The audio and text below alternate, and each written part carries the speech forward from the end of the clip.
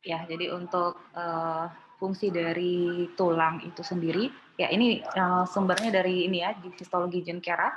Saya sudah share ya ke Anda semua, histologi Jenkeranya. Ya, karena memang ini berkaitan dengan, ini sebenarnya diambil sebenarnya dari histologi Jenkera, cuma di apa? Seperti disederhanakan gitu ya. Anda kan bisa baca, sebenarnya lebih enak baca di textbook, ya kan? Kalau textbook itu lebih lengkap, membacanya tidak sepotong-sepotong. Sebenarnya kalau PowerPoint ini kan hanya the power of point, jadi hanya hal-hal yang poin-poin saja, ya, seperti itu. Ya, jadi untuk tulang pada orang dewasa itu, tulang dewasa itu penting sekali ya. Yang pasti pertama adalah untuk mensupport tubuh kita, ya. Kita bisa berdiri seperti ini, postur tubuh kita seperti ini itu karena ada tulang, ya, memberikan postur tubuh kita seperti ini, ya. Terutama misalnya tulang belakang, ya. Kemudian juga ekstremitas, ya, kaki kita. Kemudian juga untuk memproteksi organ-organ vital, ya. Kita tahu ya di dalam kranium itu, di dalam pos kranium ada otak ya. Otak itu betul-betul Tuhan ciptakan harus dilindungi. Ada jaringan tulang, kemudian nanti ada jaringan ikat, ya. Kemudian ada sawar darah otak, jadi betul-betul dilindungi. Kemudian juga rongga toraks ya, rongga toraks, ya. Itu terdiri atas ada paru-paru yang penting, jantung apalagi itu harus dilindungi ya, sehingga memang di dalam rongga toraks ada tulang-tulang, ya. Kemudian juga berfungsi sebagai pabrik darah, ya. Jadi organ hematopoietik itu ada di sumsum tulang, gitu ya. Kemudian juga sebagai tempat penyimpanan reservoir dari mineral-mineral ya, kalsium, fosfat dan ion-ion lainnya. Nah, di dalam jaringan tulang kita bisa temukan ada beberapa jenis sel.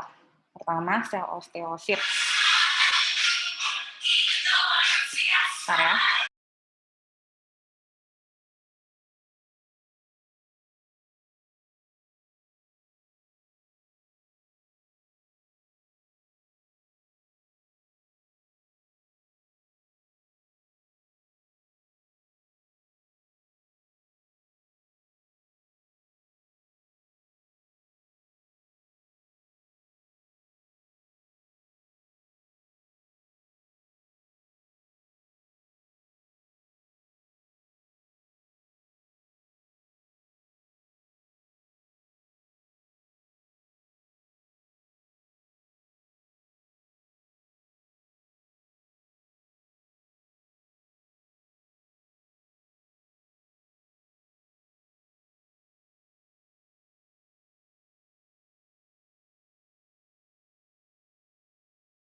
Oke, jadi ada sel osteosit, ya. Jadi dia akan ditemukan di dalam satu rongga namanya lakuna, ya. Nanti ada lakuna, nanti kita lihat ya sediaannya bagaimana, ya. Dan itu berada di antara namanya seperti ada lapisan-lapisan matriks tulang yang dinamakan lamela, ya. Nanti kita lihat dia menyerupai seperti ada lingkaran konsentris seperti itu, ya. Nah, kemudian osteosit ini mempunyai juluran sitoplasma. Juluran sitoplasmanya ini akan berjalan sepanjang kanalikuli. Jadi ada namanya lorong-lorong kanalikuli di antara lamela-lamela tersebut, ya. Nanti kita lihat. Kemudian ada osteoblast. Osteoblast ini disebut sebagai osteon atau germ atau yang berfungsi untuk mensintesis atau membentuk komponen organik dari matriks tulang. Ya, osteoblast namanya juga blast. Blast itu kan istilahnya seperti ini ya, seperti sel-sel muda.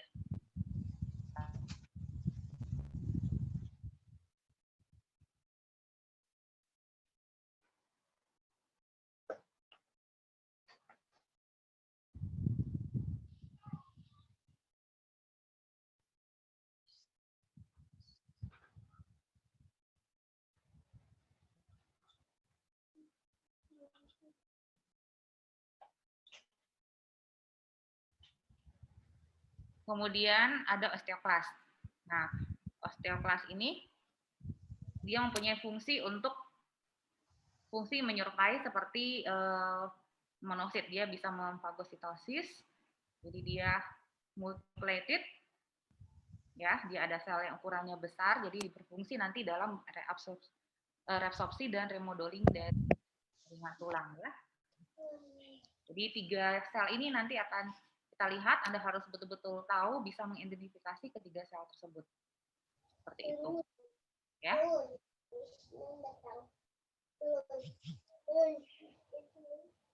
Nah, nanti ada namanya jaringan ikat. Ya, jaringan ikat yang terdiri atas sel-sel osteogenik namanya endosteum, itu terdapat di bagian dalam permukaan dalam. Nah, kemudian ada periosteum. Kalau endosteum dia mengelilingi ini ya, ruangan sumsum. Kemudian kalau periosteum itu di bagian permukaan yang luar. Ya, nanti kita lihat gambarnya supaya lebih mengerti ya. Nah, kita lihat satu-satu sel-sel yang terdapat pada jaringan tulang. Pertama adalah osteoblast. Jadi tadi dia berfungsi untuk mensintesis matriks dari tulang ya. Dia biasanya terletak di daerah permukaan dari matriks tulang. Itu ya. Kita lihat ini adalah osteoblast. Ketika dia sedang aktif, dia akan berada ketika aktif dalam melakukan sintesis matriks, dia akan berbentuk kuboid atau berbentuk silindris. Ya. Seperti itu. Tetapi apabila dia tidak sedang aktif, maka dia akan lebih pipih, lebih flat. Seperti itu ya. Dan dia sitoplasmanya berwarna basofilik. Basofilik itu berarti dia warnanya kebiruan, ya. Ini adalah osteoblast. Ya, jadi dia mensintesis dan mensekresi komponen organik dari matriks tulang. Ini ya. Ini ada protein-protein, ya, ada kolagen tipe 1, proteoglikan, ya, kemudian beberapa glikoprotein yang akan disintesis oleh si osteoblast. Seperti itu. Ya, ini untuk yang komponen organik. Kalau yang anorganik, dia akan diatur oleh si osteoblast juga. Ini ya, osteoblast. Ini osteoblast ya, kita lihat kan bentuknya ini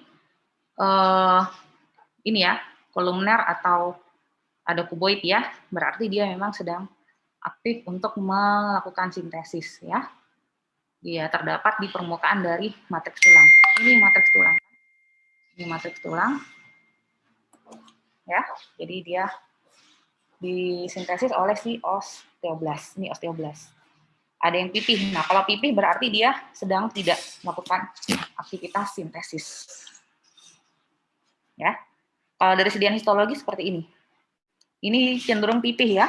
Berarti dia sedang apa nih? Osteoblastnya. Tidak sedang aktif untuk mensintesis matriks tulang. Ya.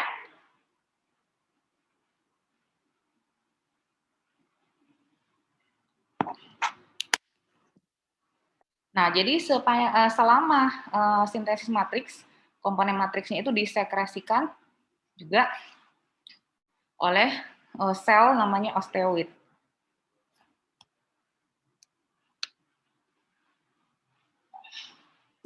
Ya. Nah, ini dikatakan bahwa ada juga protein yang bukan kolagen yang akan disekresikan oleh osteoblast, ya.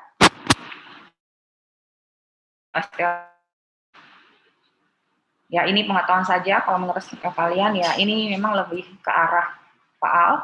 Yang penting kalian tahu bahwa osteoblast itu fungsinya apa, bagaimana struktur dari osteoblast, ya.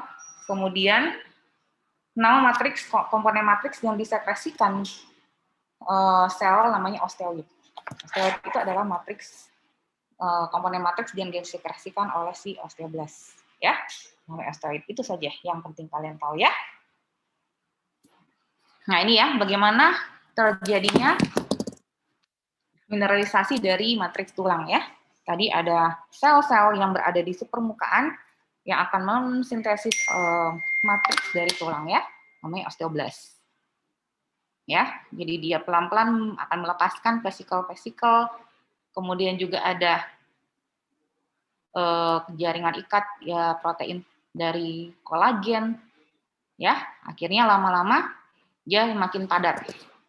Ini namanya osteoid. Osteoid itu yang paling permukaan ya, dia masih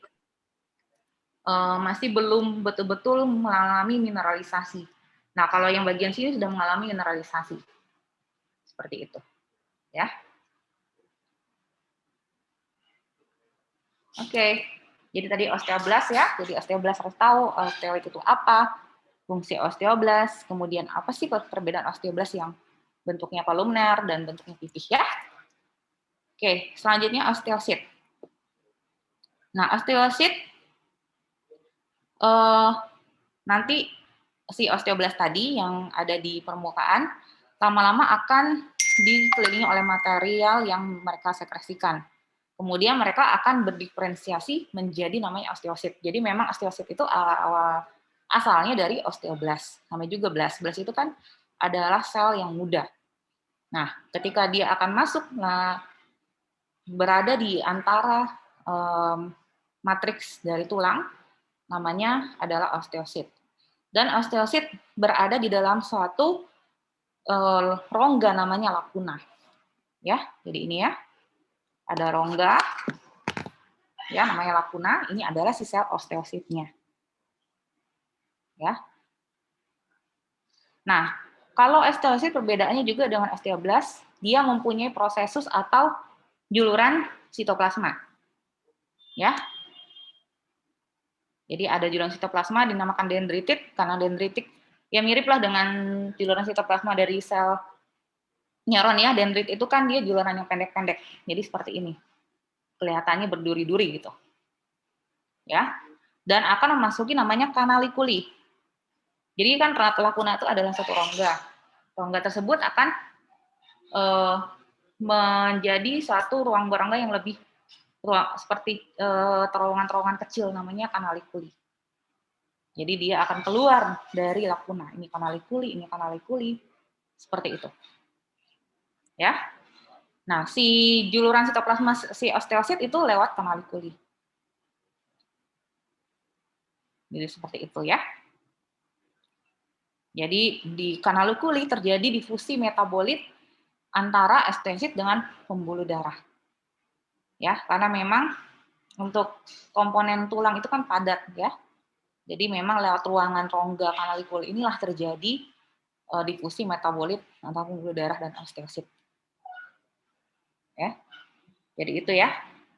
Memang kalau untuk perbandingan perbedaan antara osteoblast dengan osteosit ini, tapi ya sudah, yang penting kalian bisa mengidentifikasi itu udah bagus. Mana osteoblast, mana osteosit itu udah bagus. Ya. Kemudian sel yang ketiga pada jaringan tulang adalah osteoklas. Ya. Nah, osteoklas itu dia adalah sel yang sangat besar ukurannya, dia bisa bergerak, ya, kemudian intinya bisa lebih dari satu, multiple, dan berkaitan dengan resorpsi dari matriks tulang sepanjang pertumbuhan tulang dan juga sepanjang remodeling. Apabila mungkin terjadi misalnya fraktur, ya, fraktur dari tulang, bone fraktur, ya, itu juga berperan, ya. Nah, sepanjang apabila terjadi resorpsi, osteoklas itu akan berada dalam suatu rongga juga. Namanya adalah rongga resorpsi, yaitu Hall-shaped lacuna. Kalau tadi lacuna lacuna tempat berada si osteosit ya. Nah, kalau khusus untuk si osteoklas namanya Hall-shaped lacuna. Ya, rongga juga. Ya. Nah, jadi kalau apabila osteoklas itu sedang aktif melakukan fungsinya, maka si matriks tulang, permukaan matriks tulang itu akan seperti melipat ke arah bagian yang tidak teratur, yang disebut Raffled border, yaitu tempat adhesi ke matriks ya, seperti ini ya. Ini ya, bagian dari permukaan matriks tulangnya. Tuh. Ya, ini pengetahuan saja. Sebenarnya ini bagaimana terjadinya osteoklas, mekanisme si osteoklas itu untuk melakukan resorpsi itu ya. Tapi ini pengetahuan saja. Yang penting kalian bisa mengidentifikasi mana sih osteoklas, itu saja udah bagus. Ya, osteoklas itu berada di dalam hosip lacuna. Ya, ini dengan mikroskop elektron ya, kelihatan ini si osteoklasnya. Ya, ada bagian yang tadi ya, permukaan yang tidak teratur dari si permukaan bone matriksnya ya. Tuh.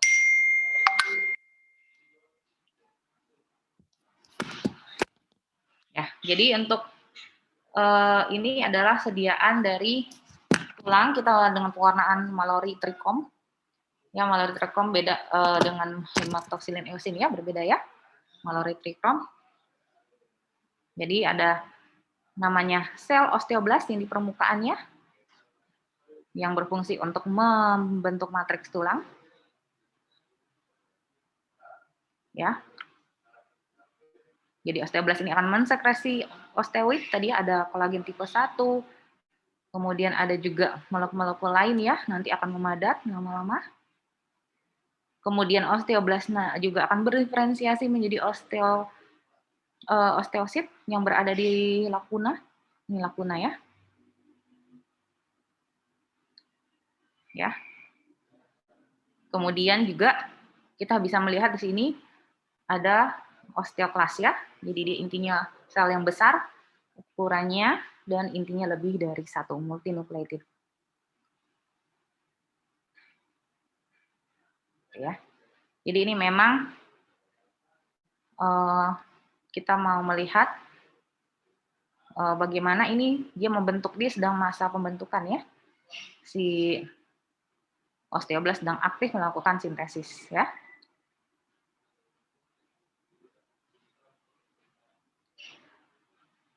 Ya, oke. Jadi ini adalah bagaimana skematik dari tulang, ya. Jadi tadi dikatakan ada jaringan ikat, ya, yang melapisi bagian permukaan eksternal, yaitu namanya periosteum. Ini bagian permukaan eksternal surface, dan ada yang jaringan ikat yang melapisi permukaan dalam, namanya endosteum. Ini endosteum ya. Kita ambil dari sini. Ini kan diambil dari ini ya, marrow cavity ya, rongga sumsum. Ini kan di bagian dalam ya, kan bagian tulang yang luar, permukaan tulang luar. Ini permukaan dalam ada marrow cavity. Di sini kita bisa lihat ada endosteum. Endosteum itu lapisan yang terdapat di bagian permukaan dalam. Ya, kemudian yang paling kalian harus tahu ini adalah lamela-lamela yang tadi ya. Ada lapisan-lapisan ya, lamela-lamela ya. Kemudian di lamela tersebut kita bisa menemukan ada lacuna ya. Lacuna yang berisi sel osteosit. Ya, ini nih. Ini kita ambil dari sini. Ya. Kita lihat yang ini yang ada yang seperti lebih menebal, itu adalah lacuna yang berisi sel osteosit. Di mana sel osteosit ini mempunyai juluran sitoplasma yang akan keluar melalui rongga yang disebut canaliculi. Ya, canaliculi. Nih. Ya, jadi seperti itu. Ya, nanti kita lihat lagi. Nanti ada kita bahas endosteum. Jadi permukaan dalam dan luar ya, permukaan luar itu periosteum, permukaan dalam endosteum. Kalau luar itu dia jaringan ikat yang padat, ya. Kemudian kalau endosteum, dia akan mengelilingi trabekula dari matriks tulang yang akan terdapat di narrow cavity. Tadi ya, ada gambar yang sebelumnya. Itu ya. Penting itu saja yang penting Anda harus tahu.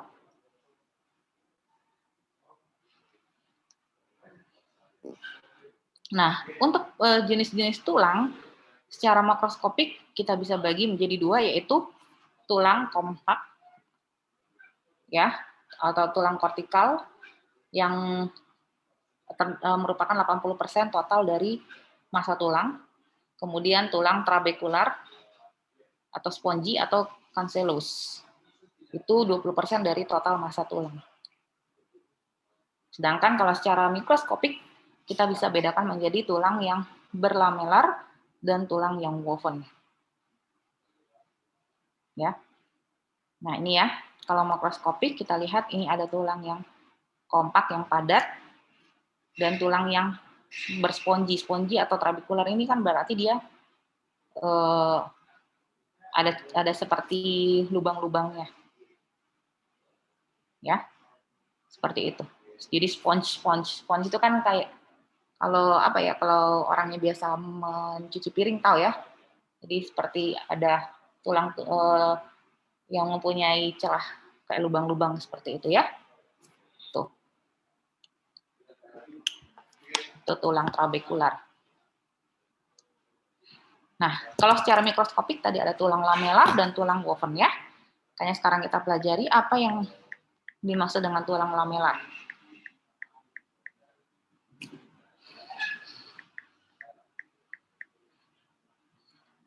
Ya, jadi untuk tulang lamelar itu adalah tulang yang terdapat pada orang dewasa, baik itu kompak atau cancellous, ya. Jadi dia dinamakan tulang dewasa. Kenapa dikatakan lamelar? Karena memang dia seperti ada lamela-lamela atau seperti ada lapisan-lapisan, ya. Ini lapisan-lapisan yang konsentris. Ya, jadi dia paralel dan konsentris dan dia mengelilingi namanya suatu lumen sentral kanal. Ya.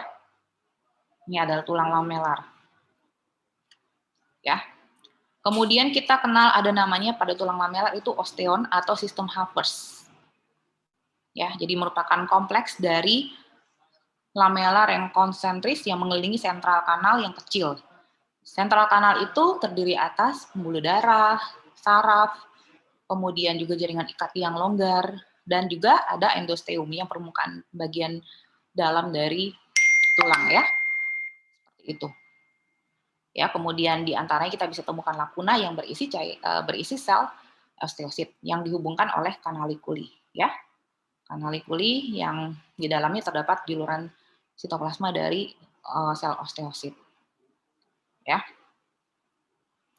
Nah, untuk si sentral kanal ini tadi kan berisi pembuluh darah ya, berisi pembuluh darah, dia akan berhubungan dengan ruangan sumsum marrow cavity ya. Kemudian juga akan berhubungan dengan periosteum. Periosteum itu kan bagian permukaan luar ya, melalui suatu lorong atau suatu saluran namanya perforating kanal atau Portman kanal. Ya. Nah, kemudian tersebar di antara osteon. Osteon itu kan kayak sistem Havers. Ada juga grup-grup yang tidak teratur bentuknya, tapi ada juga lamela yang paralel namanya lamela intersisial. Kemudian ada juga namanya lamela yang eksternal di antara periosteum dan lamela yang sirkumferensial yang berada di sekitar ruangan sumsum. Kalau mau lebih jelas kita lihat yang ini tadi. Ini. Ya. Ini adalah sentral kanal ya. Kalau ini namanya sistem Havers ya kan, osteon. Ini osteon atau sistem Havers. Dia mengelilingi sentral kanal yang lumennya kecil ya. Di lumen sentral kanal ini ada saraf, ada pembuluh darah arteri, ada pembuluh darah vena. Ya. Seperti itu. Kemudian sentral kanal ini berhubungan dengan marrow cavity, ya, dan juga dengan periosteum melalui suatu saluran yang dinamakan perforating canal. Atau nama lainnya apa tadi? Ada yang masih ingat? Ada yang lihat di textbook-nya? Anda sambil lihat textbook itu justru lebih bagus ya. Jadi dilihat textbook-nya, zaman sekarang kan canggih ya, bisa ada di marker, di gadgetnya, seperti itu toh. Apa nama lainnya? Perforating canal? Apa nama lainnya?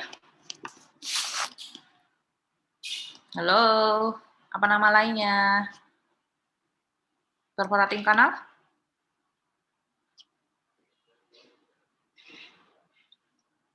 Apa nama lainnya?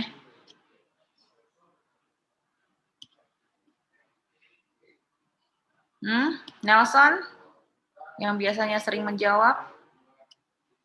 Siapa lagi yang sering menjawab nih? Lacuna kan, betul. Apa? Lacuna betul. Bukan nih. Kanal. Perforating canal. Oke. Volkmann Canal. Kanal Volkmann ya. Volkmann Canal ya. Jadi itu nama lainnya ya. Perforating canal atau kanal Volkmann. Ya. Volkmann Canal yaitu merupakan perforating canal yang menghubungkan antara sentral kanal dengan ruangan dari sumsum marrow cavity dan sentral kanal dengan periosteum. Ya. Nih. Ini kan? Ini adalah sentral kanal ya. Sentral kanal ini yang terdapat pada sistem Havertz atau osteon. Sistem Havertz atau osteon ya. Dia dihubungkan dengan periosteum dan juga dengan marrow cavity, ini marrow cavity, oleh namanya perforating canal atau kanal Volkmann. Ngerti ya? Nah, di antara si osteon ini kita bisa melihat ada lamela interstisial yang tersebar lah. Ini lamela interstisial. Kemudian kalau yang dekat dengan periosteum namanya external circumferential lamela, ya.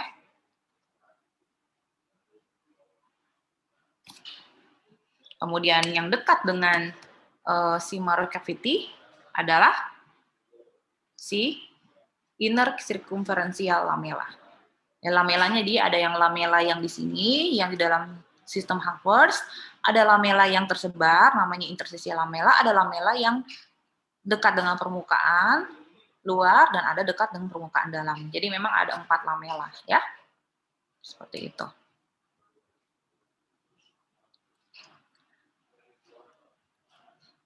Ya, jadi ini adalah lamellar bone. Ya, jadi ini yang disebut sebagai sistem Havertz atau osteon ya. Ya, ini ada lamelanya. Kemudian di lamela ini kita bisa lihat ada lacuna yang berisi sel osteosit. Sel osteosit ini juga akan mengeluarkan juluran sitoplasma di dalam kanal lipid.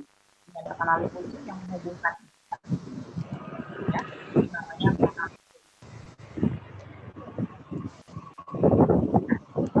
Kanal lipid ini bisa berhubungan dengan si pembuluh darah, ya, sehingga memang nanti sel osteosit berhubungan dengan pembuluh darah dari si kanal lipid ini, gitu, ya.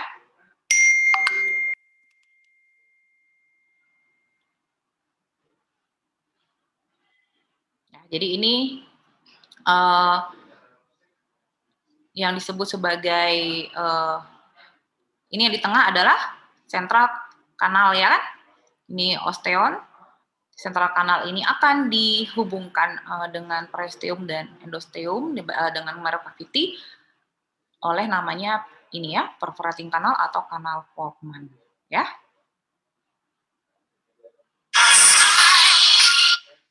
Ya.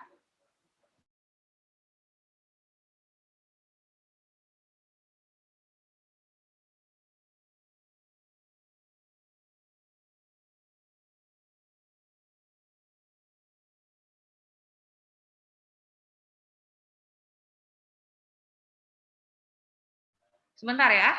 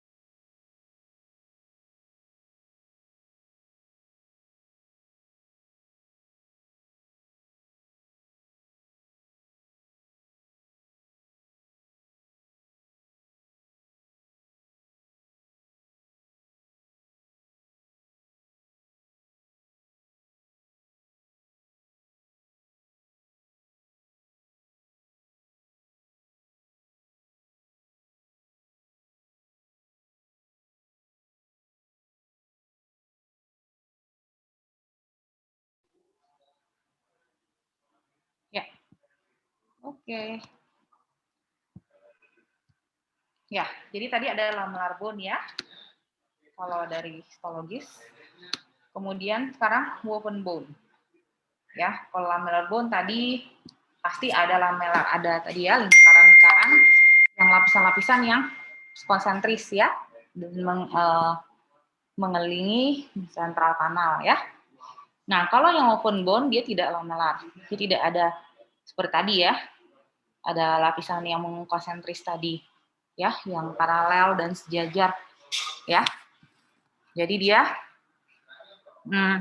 untuk woven bone dia terdiri atas kolagen tipe 1 ya. Seperti kita ketahui kolagen itu adalah serabut yang merupakan jaringan ikat ya. Jadi dia merupakan jaringan tulang yang muncul pertama kali saat intrauterin, saat masa embrional ya, perkembangan embrional, masa janin di dalam rahim sang ibu. Dan juga adalah saat terjadinya perbaikan, terjadi fraktur patah tulang, maka ini adalah jaringan yang muncul.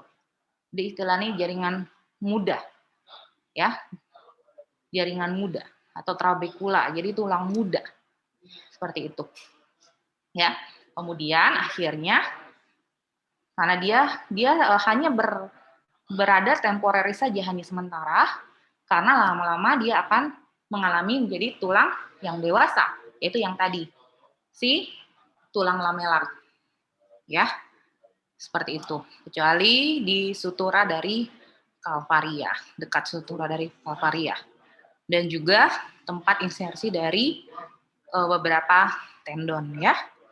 Jadi nanti pasti dia akan menjadi tulang yang dewasa. Ya. Kemudian di sini kita bisa temukan banyak osteosit di dalam lakuna juga, tetapi dia tidak seperti tadi ya, berhubungan antara satu dengan yang lain di dalam satu lamela. Ya. Jadi woven bone ini adalah tulang muda ya. Jadi memang dia terbentuk cepat ya, misalnya tadi pada saat patah tulang, tetapi dia kekuatannya tidak dia tidak punya kekuatan yang banyak, kekuatannya sedikit. Seperti itu. Ya, jadi ini kita lihat inilah disebut sebagai tulang muda, trabekula, yaitu woven bone. Ya, ini di sini kita lihat ada osteoblast seperti tadi ya. Osteoblast akan mensekresikan matriks tulang, ya. Kemudian osteoblast akan berdiferensiasi menjadi osteosit yang terdapat pada lakuna. Seperti itu, ya. Oke. Nah, untuk pembentukan perkembangan dari tulang atau osteogenesis dibagi menjadi 2 proses. Pertama, osifikasi yang berada di intramembranous dan osifikasi yang endokondral.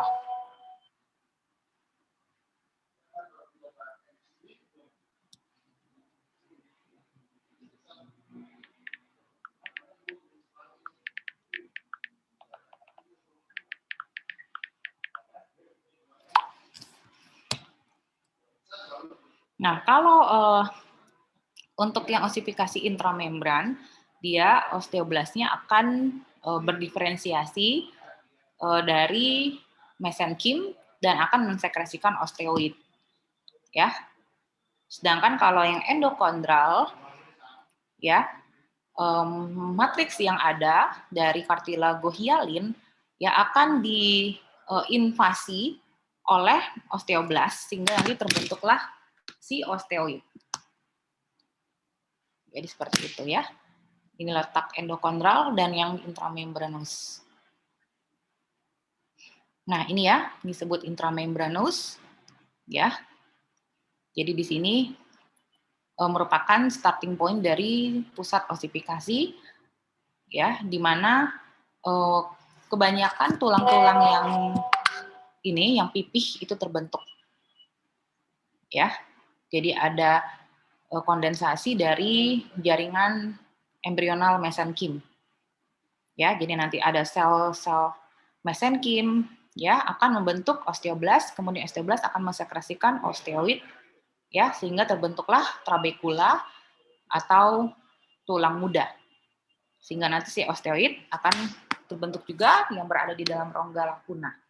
Ya, tetapi lama-lama tentu akan berubah menjadi tulang yang compact bone ya, tulang yang dewasa. Yang tadi ya, yang ada lamela-lamelanya ya. Di mana nanti ada tulang yang cancellous, ada juga sumsum tulangnya dan juga ada pembuluh darah. Ya, ini disebut sebagai osifikasi intramembran. Ya.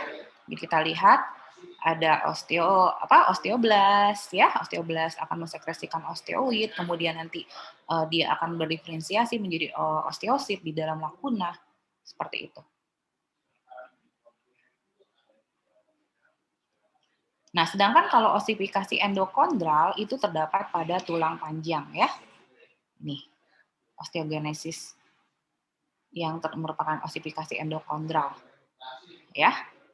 Kita lihat ini pada tulang panjang. Ya.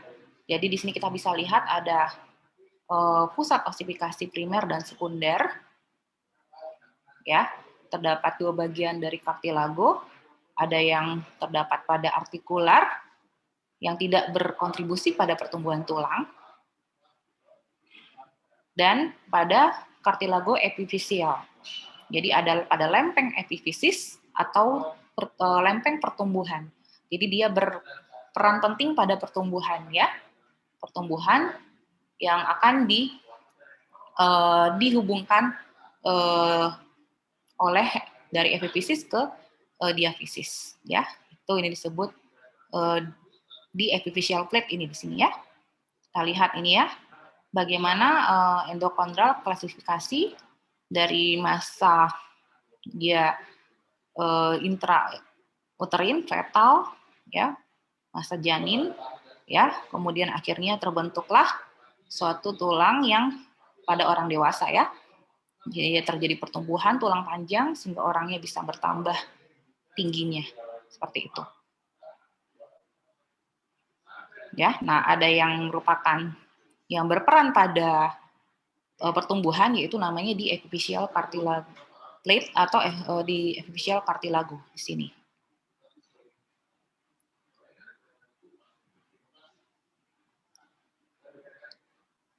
Ya.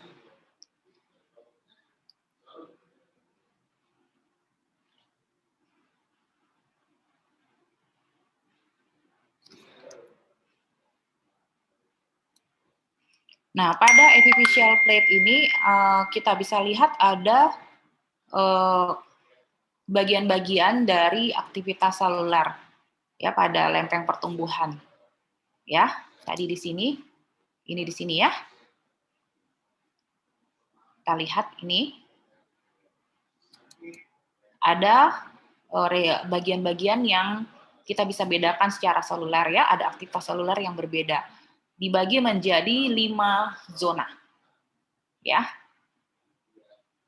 Jadi dibagi menjadi 5 zona ya, yaitu yang pertama adalah zona istirahat. Zona istirahat. Di sini kita lihat hanya ada kondrosit. Jadi kartilagohialin hanya ada kondrosit. Ini ya. Ini ada sel kondrosit. Kemudian yang kedua adalah zona proliferatif. Di sini kondrositnya akan berproliferasi, ya, berproliferasi memperbanyak diri dengan cara membelah. Kita lihat yang awalnya dia istirahat, kemudian menjadi proliferasi bertambah banyak, ngebentuk kolom yang paralel, ya, yang sejajar dengan sumbu panjang dari tulang. Ini ya, ini ada kolom-kolom kan, ada kolom-kolom di situ terisi oleh sel kondrosit yang bertambah banyak. Dia berproliferasi dengan cara membelah dirinya ya, berproliferasi. Kan sel-sel itu bisa melakukan proliferasi ya, seperti itu. Kemudian setelah itu zona yang ketiga yaitu dia mengalami pembesaran atau hipertrofi. Ini ukurannya seperti ini, dia menjadi lebih besar, jadi hipertrofi. Ya. Jadi hipertrophic cartilago zone. Di sana sitoplasmanya, kenapa bisa dia hipertrofi? Karena sitoplasmanya mempunyai glikogen. Jadi dia seperti membesar, hipertrofi. Kemudian zona keempat adalah dia mengalami kalsifikasi. Ya, jadi si sel kondrositnya akan mengalami kematian menjadi apoptosis. Ya, kemudian akhirnya dia mengalami kalsifikasi. Ya, sehingga karena ada formasi dari hidroksiapatite, kristal hidroksiapatite sini. Jadi mengalami kalsifikasi. Ya. Kemudian yang kelima adalah zona osifikasi di mana sudah mulai terlihat jaringan tulang. Kalau di sini kan dia jaringannya jaringan tulang rawan ya, kartilago. Ya, jadi kartilago, kemudian di akhir kondrosit ya. Kondrosit itu merupakan jaringan tulang rawan, kemudian dia menjadi proliferasi, hipertrofi, menjadi kematian, menjadi apoptosis, digantikan menjadi kalsifikasi untuk mineral-mineral dari tulang, kemudian akhirnya di sini di zona 5 adalah osifikasi. Ini terjadi di lempeng epifisis. Ya. Jadi ini ya yang kita lihat pada lempeng pertumbuhan ya. Bagaimana sel-sel dari kondrosit kemudian akhirnya menjadi sel-sel pada tulang. Ya, ini tadi ada zona resting, zona istirahat, zona proliferasi, kemudian zona hipertrofi, kemudian di sini dia mengalami kematian sel apoptosis dan mengalami kalsifikasi.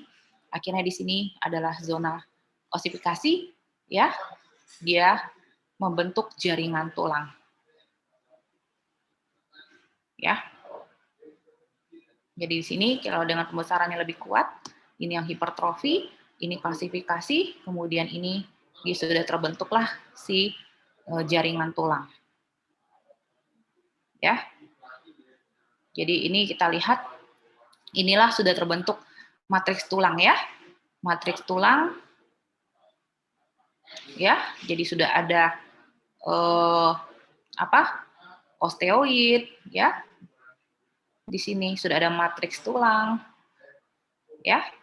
Jadi sudah terbentuklah si jaringan tulang sendiri.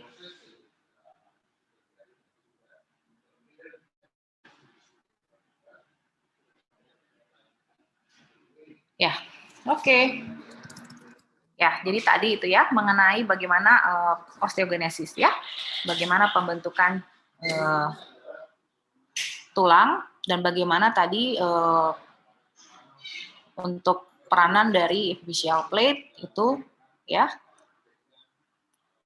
Sekarang ini sekedar untuk ya ini untuk ini ya, walaupun ini memang nanti di klinis Anda akan diajarkan ya di bedah ya, bedah tulang ya. Tapi ini untuk pengetahuan ya. Ini juga ada kaitannya bagaimana tadi dengan pembentukan jaringan tulang yang baru ya. Ya, ini apabila terjadi fraktur ya, fraktur tulang atau patah tulang. Ya, tentu apabila patah tulang akan terjadi misalnya pembuluh darah yang mengalami injury ya, pembuluh darah injury, akhirnya darahnya jadi leakage, jadi keluar sehingga terjadilah pelepasan darah menjadi hematom ya, hematom jadi darah terkumpul di luar dari vaskular, jadi ekstra vaskular ya, terbentuklah hematom. Kemudian tubuh akan bereaksi ya, makrofag sebagai scavenging, sebagai sel yang fagositosis memakan hal-hal yang tidak seharusnya ada ya. Kemudian akhirnya di sini terbentuklah jaringan fibrokartilago. Jadi dia terdiri atas jaringan ikat dan jaringan tulang rawan. Ya, jadi di sini dia terdiri atas jaringan ikat, kolagen dan tulang rawan. Ya. Nah, kemudian si namanya ini adalah prokalus. Ya, namanya ini adalah prokalus. Ya. Kemudian akhirnya prokalusnya akan diinvasi, ini pembuluh darahnya mengalami neovaskularisasi. Ya, ada pembuluh darah yang ke sini baru ya, menjadi lebih bertambah ya. Kemudian terbentuklah osteoblas. Ya, osteoblas seperti kita ketahui adalah sel yang berasal dari sel progenitor ya, dia akan berdiferensiasi menjadi sel osteosit dan juga menghasilkan matriks tulang ya. Kemudian akhirnya di sini ya dari hal yang jaringan yang lunak fibrokartilago menjadi tulang yang sudah keras. Tapi di sini dia masih bentuknya adalah yang tulang woven bone, yang trabekula ya, tulang muda. Ya, tulang muda di sini belum terbentuk lamela, ya kan? Itu. Kemudian akhirnya lama-lama terjadilah remodeling, pembentukan tulang yang baru, ya, sehingga terbentuklah tulang yang seperti semula, ya. Jadi compact bone, ya, compact bone, tulang yang dewasa, dan juga ada yang cancellous bone, ya, ini ya, tulang yang spongy tadi. Gitu. Pembuluh darahnya juga akan kembali. Nah, untuk metabolisme dari tulang sebetulnya di bagian dari faal ya, di mana memang di tempat reservoir dari kalsium ya, gitu ya. Jadi apabila terjadi misalnya dia juga dipengaruhi oleh hormon paratiroid ya, paratiroid itu kan berfungsi untuk mengatur kadar kalsium di dalam darah ya, jadi dia meningkatkan kadar kalsium di dalam darah ya. Kemudian ada kaitannya juga dengan kalsitonin. Kalsitonin itu adalah hormon dihasilkan oleh sel tirokalsitonin di kelenjar tiroid ya, diajarkan di histologi 1 ya. Jadi kalau mereka bekerja secara antagonisme supaya terjadi homeostasis ya. Seperti itu. Jadi kadar kalsium itu selain memang dari tulang juga bisa mengatur misalnya absorpsi kalsium di dinding usus seperti itu ya. Tapi tulang memang tempat reservoir yang banyak untuk kalsium. Oke. Selanjutnya adalah persendian. Ya, jadi persendian itu adalah tulang yang dihubungkan ya oleh jaringan ikat. Ya. Namanya persendian. Ya, persendian kita bisa bagi menjadi Pertama, sinartrosis. Di sini persendiannya tidak ada pergerakan sama sekali, sangat limited, sangat terbatas pergerakannya. Ya, Anda pasti diajarkan di anatomi apa saja pergerakan-pergerakannya dari tulang nanti ya.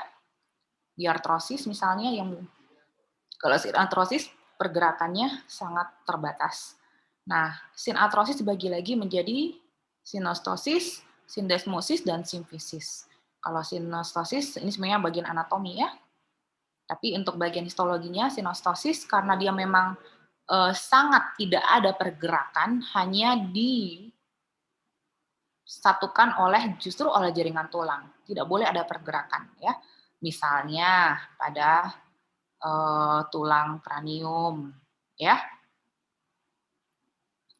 Kemudian kalau sindesmosis dia oleh jaringan ikat padat.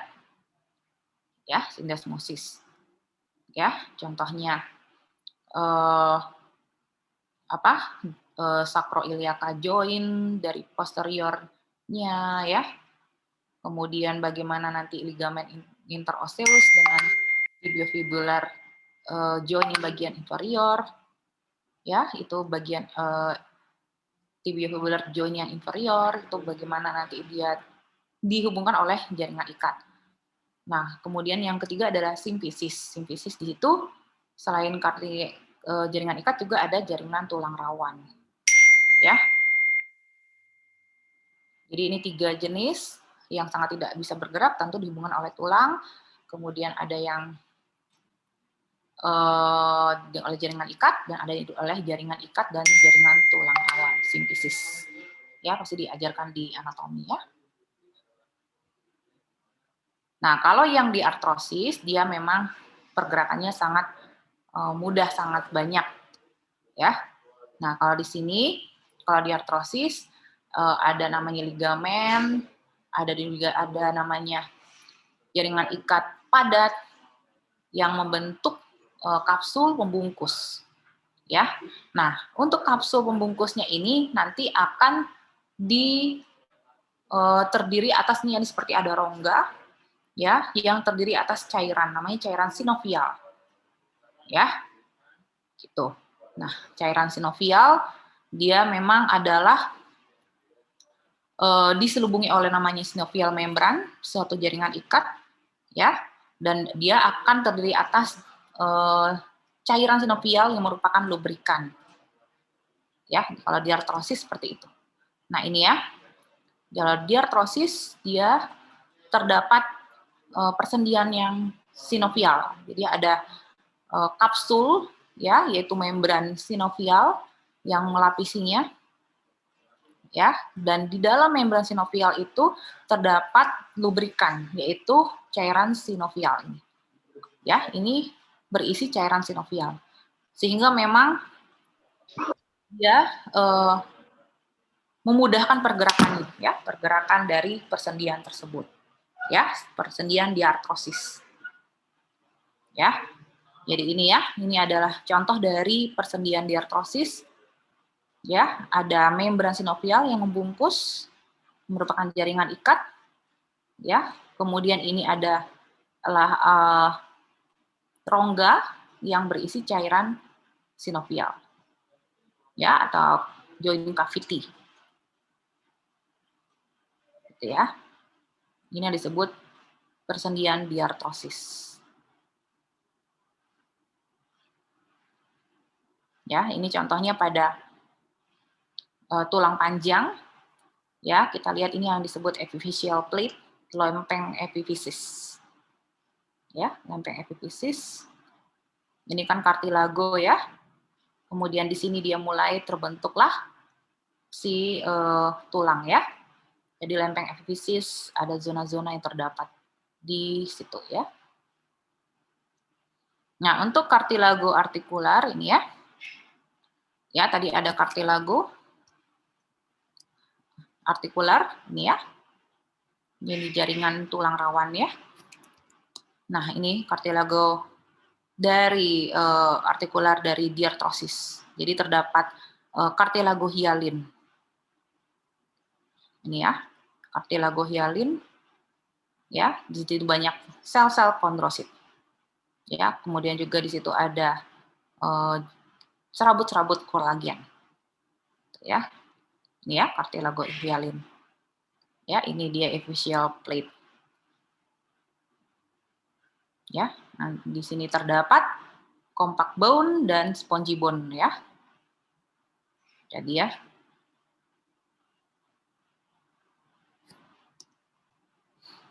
Ya, jadi untuk ringkasannya dari jenis-jenis tulang dan bagaimana organisasinya, pertama adalah woven bone. Woven bone itu adalah jaringan tulang muda ya. Kemudian lamellar bone adalah jaringan tulang yang sudah berasal dari woven bone yang sudah mengalami pematangan atau tulang dewasa. Ya, seperti itu. Ya, kalau woven bone dia histologinya tidak teratur, kemudian nanti letak-letak dari selnya juga tidak teratur ya. Tadi ada sel osteosit, di pinggirnya ada osteoblast ya. Kemudian kalau dia mengalami remodeling dan mengalami reabsorpsi ada sel osteoklas ya. Gitu. Ya, jadi dia kalsifikasinya masih sedikit. Jadi dia terdapat pada tulang-tulang yang mengalami pertumbuhan ya. Jadi pada masa awal ya, masa awal perkembangan ya, itu adalah tulang yang woven bone. Kemudian juga apabila terjadi fraktur yang tadi, dia yang mudah terbentuk. Ya. Jadi mudah terbentuk ya. Tapi dia memang temporer. Ya, jadi temporer. Jadi dia akan segera menjadi tulang yang ini ya, yang lamelar. Seperti itu. Ya, jadi nama lainnya woven bone itu adalah tulang yang masih muda. Ya, tulang primer. Jadi tulang yang masih muda. Nah, kalau tulang yang sudah dewasa namanya adalah lamellar bone. Ya, jadi lamellar bone tadi lihat karena namanya lamellar, jadi ada lamela-lamela ya.